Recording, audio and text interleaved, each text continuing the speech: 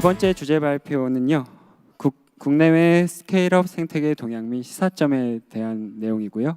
홍재근 중소기업연구원 연구위원님께서 발표를 해주시도록 하겠습니다.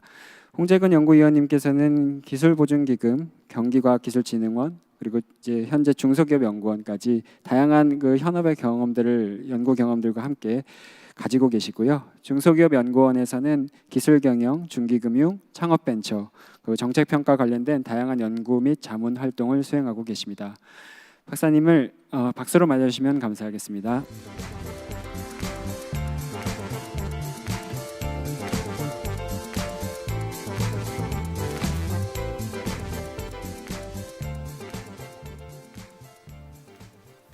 예, 안녕하십니까. 방금 소개받은 중소기업연구원의 홍재근 연구위원입니다. 이 제목이 국내외 스케일업 생태계 동향인데요. 스케일업이란 주제가 그 단어 자체가 굉장히 매력적인 단어입니다. 스타트업하고 좀 비슷한 것 같기도 하고 좀 뭔가 다른 것 같기도 하고요. 굉장히 성장지향적인 것 같은 느낌을 주는 단어입니다.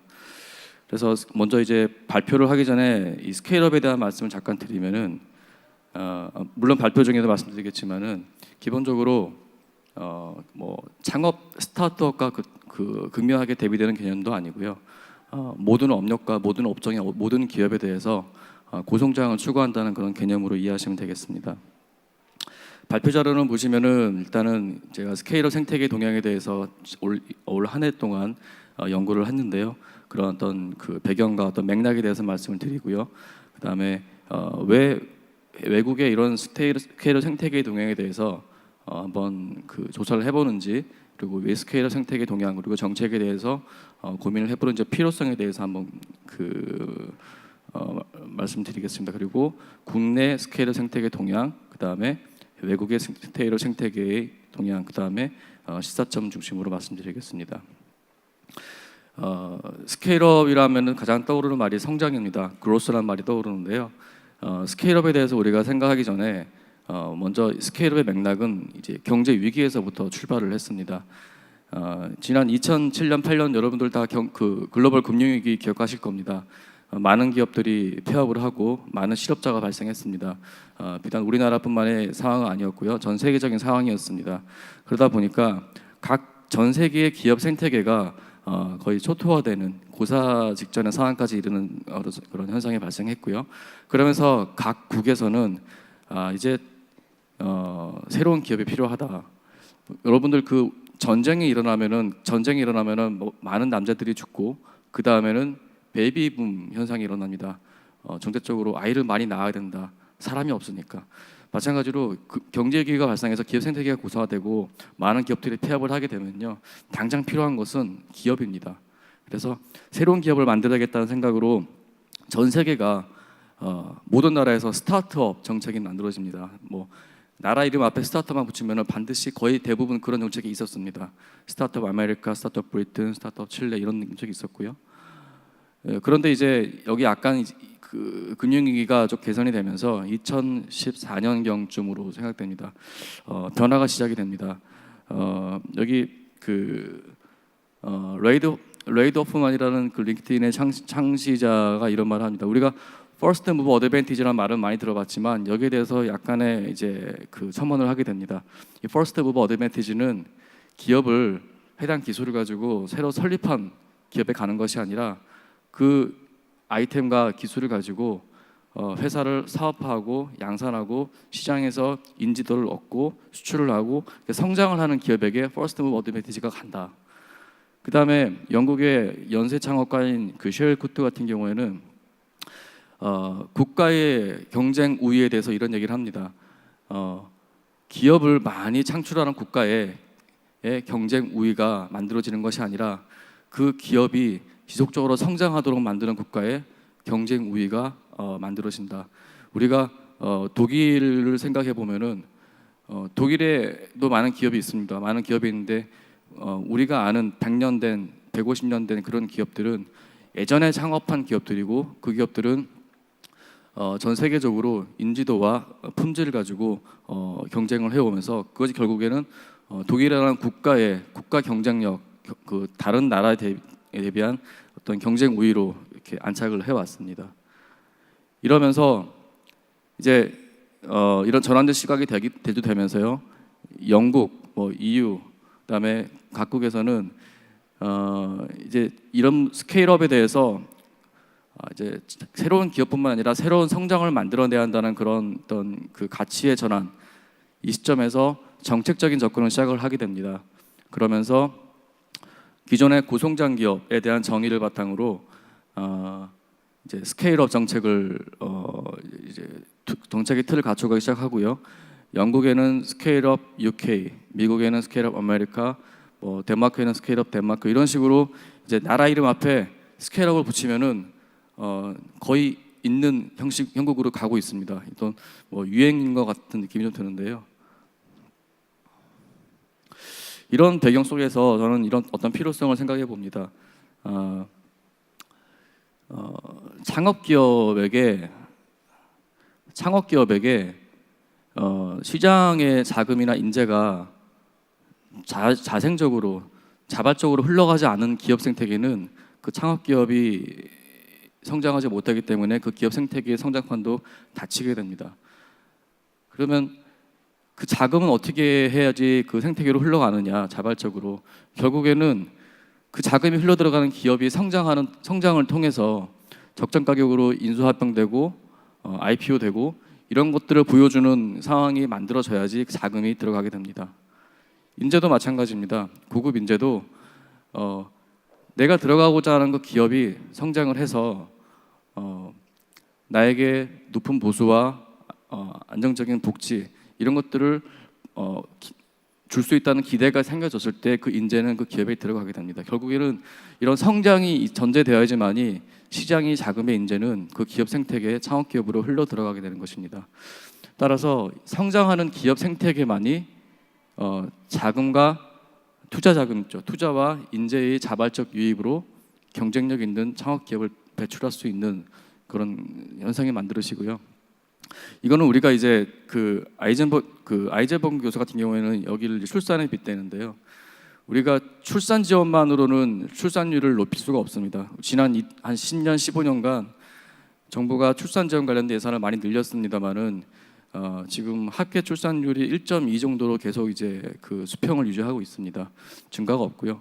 그 이후에는 아이를 낳지만은 그 아이를 잘 기르는데 양육하는 데 드는 부담, 그다음에 아이를 길러서 그 아이가 취업을 하거나 주택을 구입하는 데 들어가는 부담, 이런 것들에 대한 그 아이를 낳은 그 이후의 부담에 대한 양육 부담에 대한 부분 때문에 잘 기를 수 있다는 확신이 생기지 않으면은 출산을 많이 할 수가 없습니다.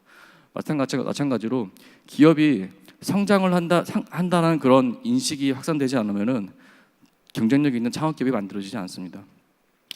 기존에 우리가 지난 금융위기 기간을 극복하면서 지난 한 10년간 창업을 해야 성장한다는 말을 많이 했고 많은 실적을 거뒀습니다. 그런데 이제는 창업을 해야 성장한다는 말과 함께 기업이 성장을 해야지 경쟁력 있는 창업이 이루어진다라는 말을 같이 우리가 생각을 해봐야 되고요. 이러한 이제 필요성에서 이제 스케일업 생태계를 한번 보겠습니다. 우선 국내 스케일업 생태계 동향을 보시면은 기존에 이제 우리나라 기업 생태계는 기본적으로 역동성을 통해서 경제 위기를 극복을 해왔고요. 그 다음에 벤처 창업 기반을 구축을 해왔습니다. 그래서 창업을 통해서 IT나 소프트웨어 분야에서 산업 구조의 변화를 많이 주도했고요.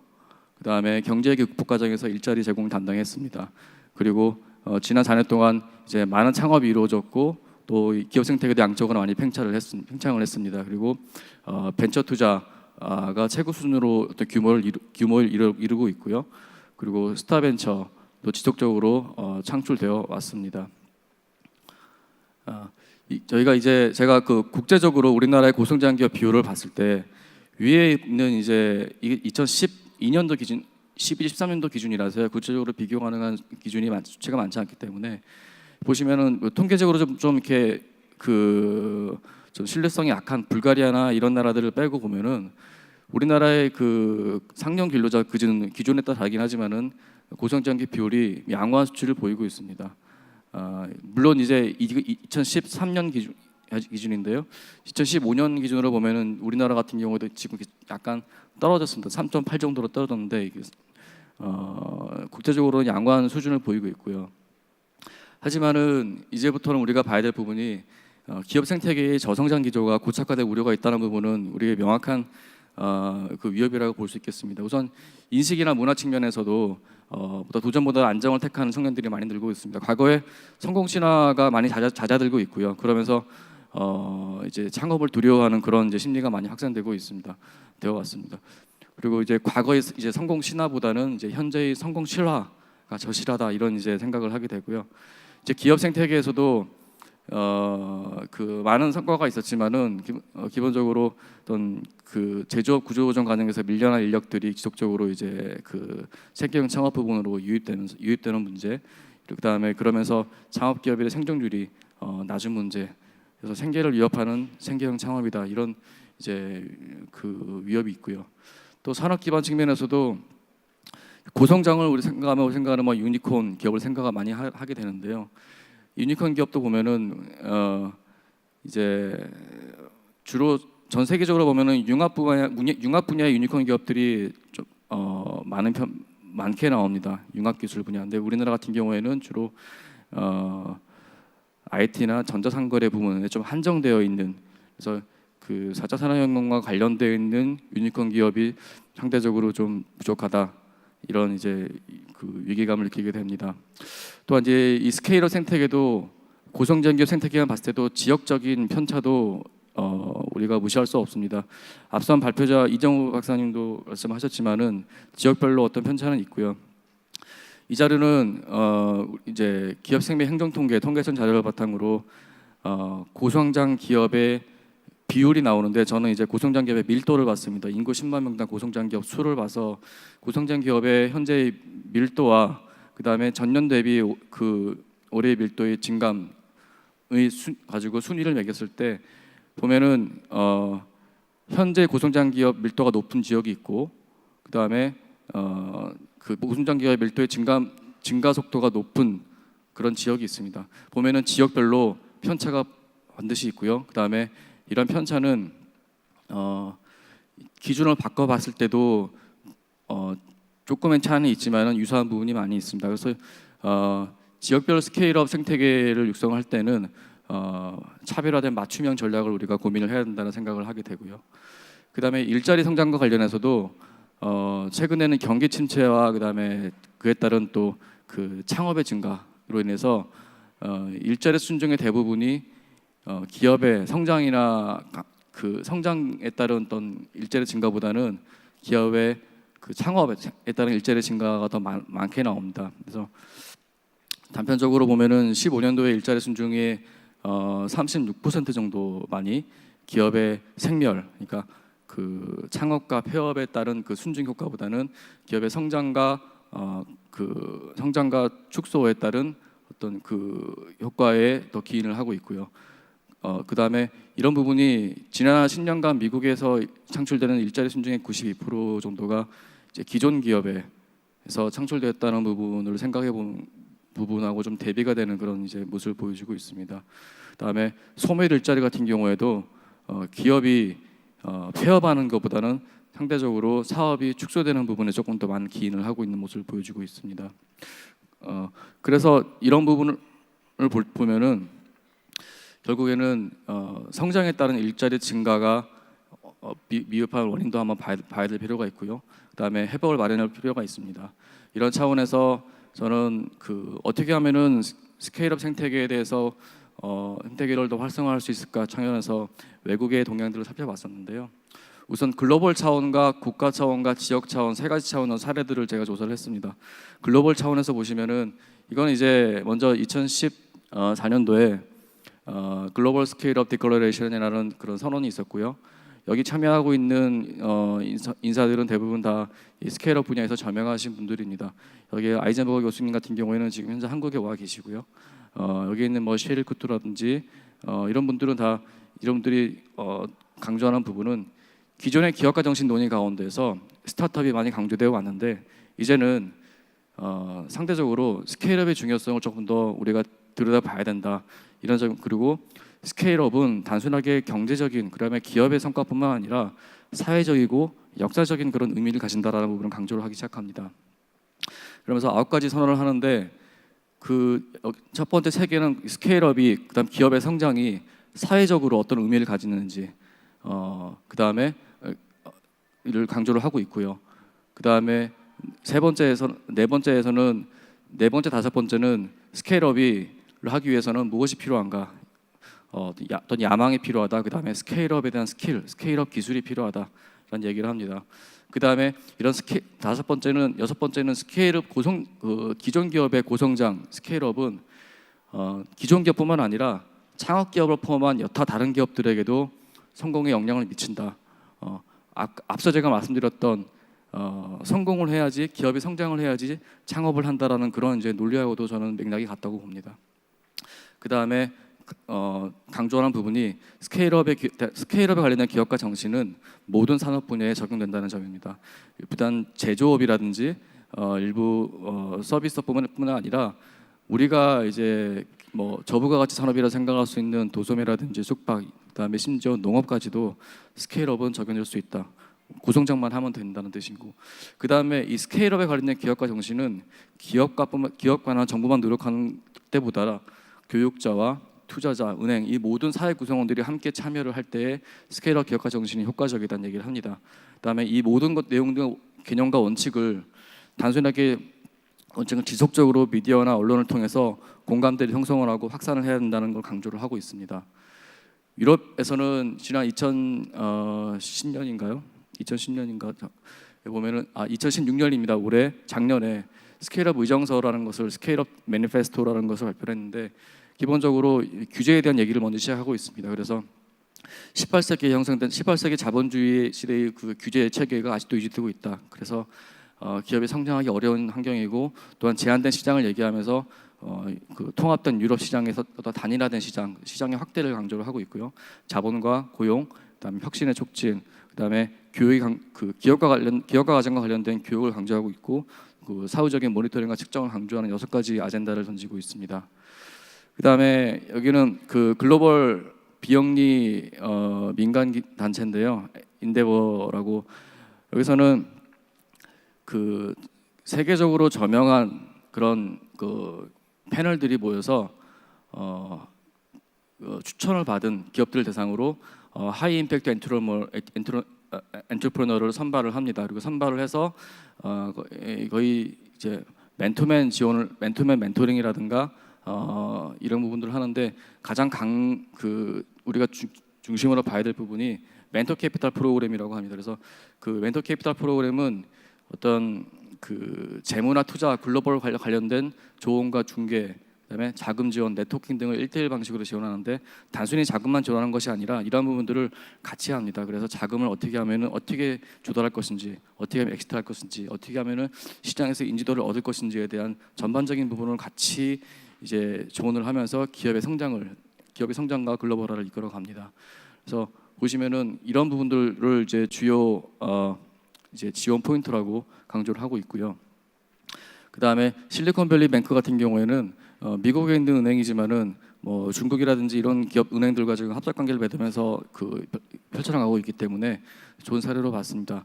실리콘밸리 은행 같은 경우에는 은행이지만 기존에 이제 은행이 신용도를 평가하는 그런 방식으로도 합니다만은 또 다른 방식은 기업 자체의 신용도나 기술력을 평가하는 것보다는 그 벤처 캐피탈의 신뢰도를 대출 심사에서 가장 중시합니다. 무슨 말이냐면은 벤처 캐피탈이 투자를 한 기업에 대해서는 소위 뭐 좋게 말해서 묻지도 따지지도 않고 대출을 한다거나 이런 방식으로 벤처 캐피탈의 신뢰도를 굉장히 중요시하는 그런 투자를 합니다. 그래서 그 벤처 캐피탈과 관련된 인력들을 구성원 모두를 고객으로 흡수하면서 벤처금 리스크를 관리를 하고 있고요.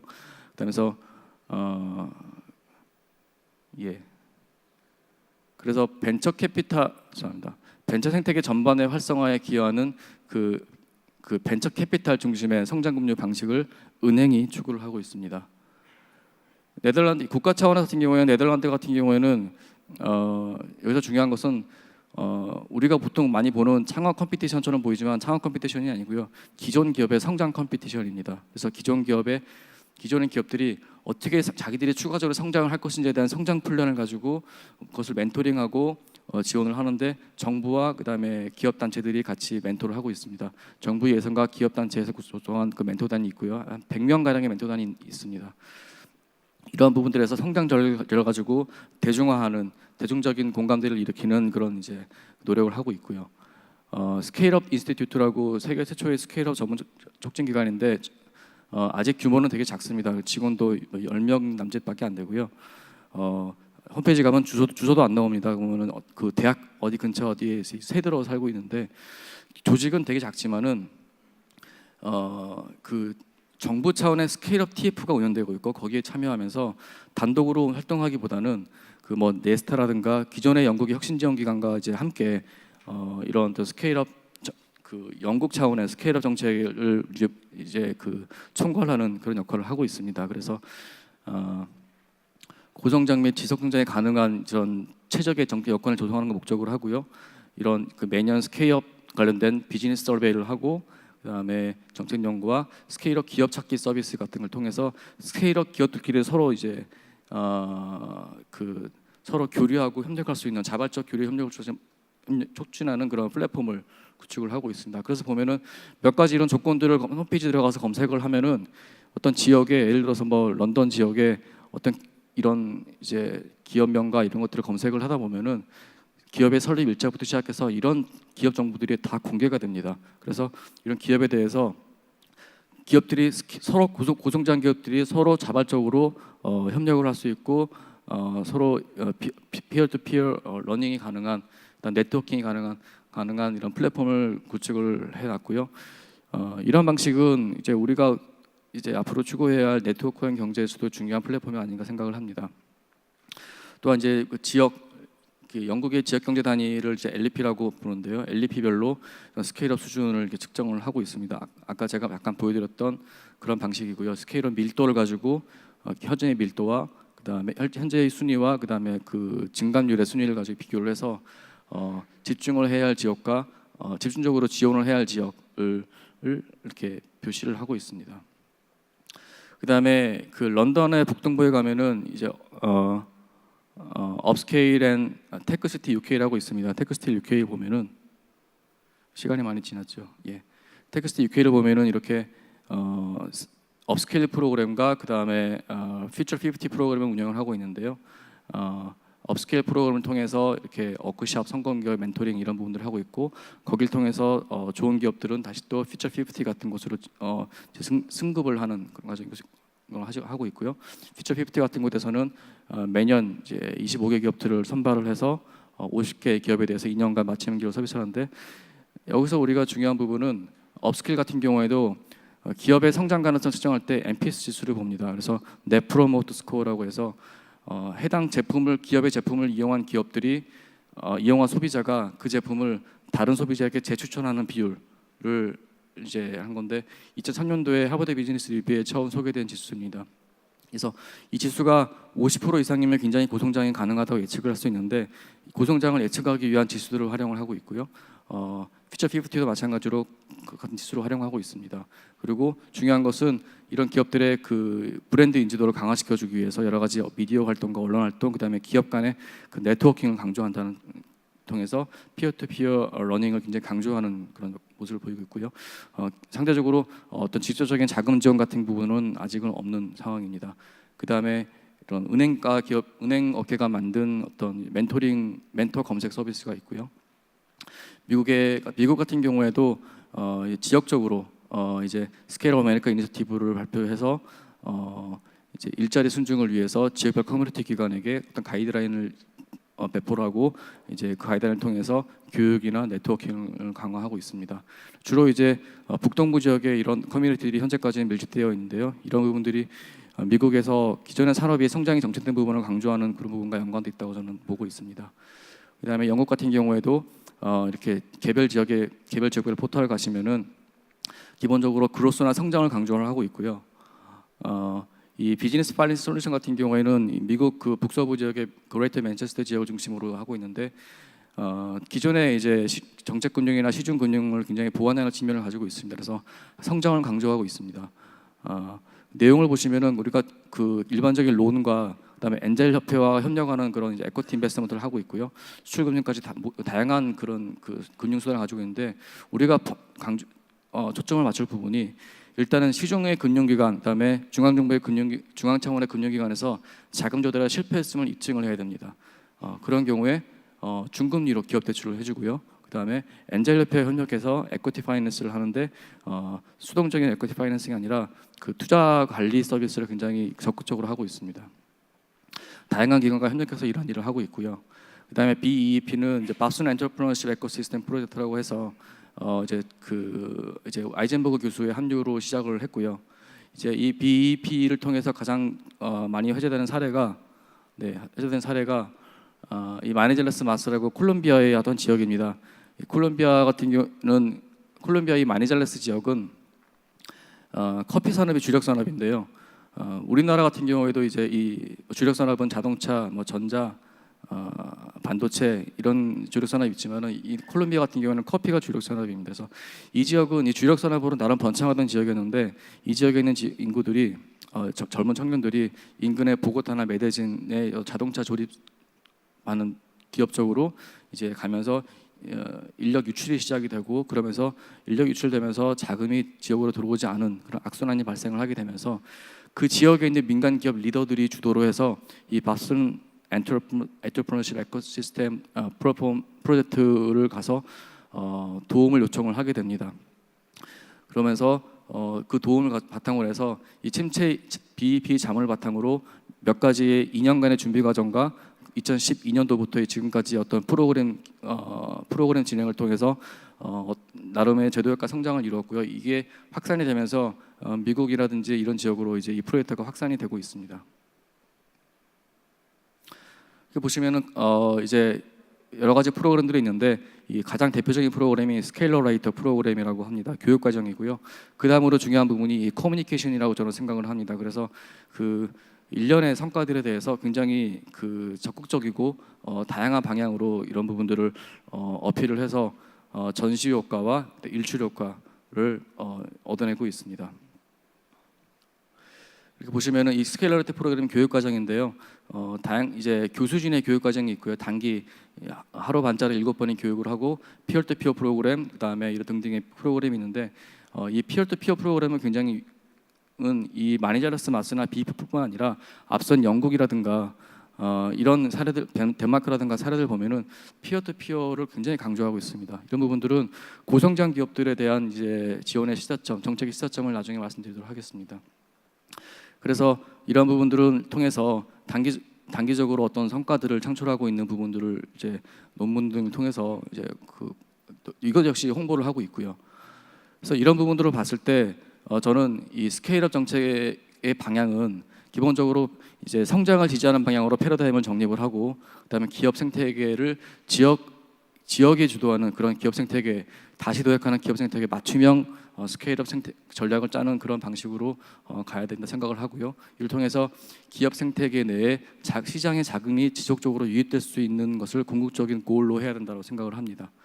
그래서 이런 성장을 지지하는 정책 패러다임을 위해서는 그 스케일업에 대한 공감대를 도출하고 비전을 설정하는 그런 스케일업 데클러레이션과 같은 스케일업 선언과 같은 그런 작업을 할 필요가 있다 생각되고요. 이를 통해서 새로운 성장 만들기를 강조하고 스케일업의 사회적인, 경제적인 우리 그 대한민국의 그 산업사에서 스케일업이 어떠한 역할을 할 것인지에 대한 부분까지도 고민을 해야 한다는 생각을 하고 있습니다. 그다음에 이 한국형 스케일업, 우리가 고성장 기업 생각할 때는 뭐 연평균 성장률 20% 이상이 생각하는데 이 부분을 조금 모디파이할 필요는 있습니다. 예를 들어서 상용 근로자 기준 같은 경우에는 20%로 하면 너무 수가 작습니다. 그래서 이 부분은 10%로 낮춘다든가 것을 통해서 한국형 스케일업을 또 식별하는 노력을 필요하고 그다음에 그들끼리 서로 네트워킹할 수 있는 그런 플랫폼을 가질 필요. 그다음에 이런 정부의 이런 정책들이 정부의 다양한 정책이나 규제가 스케일업의 기업의 어떤 성장이나 고용, 국가에 미치는 부정 영향을 최소화할 수 있는 노력을 위한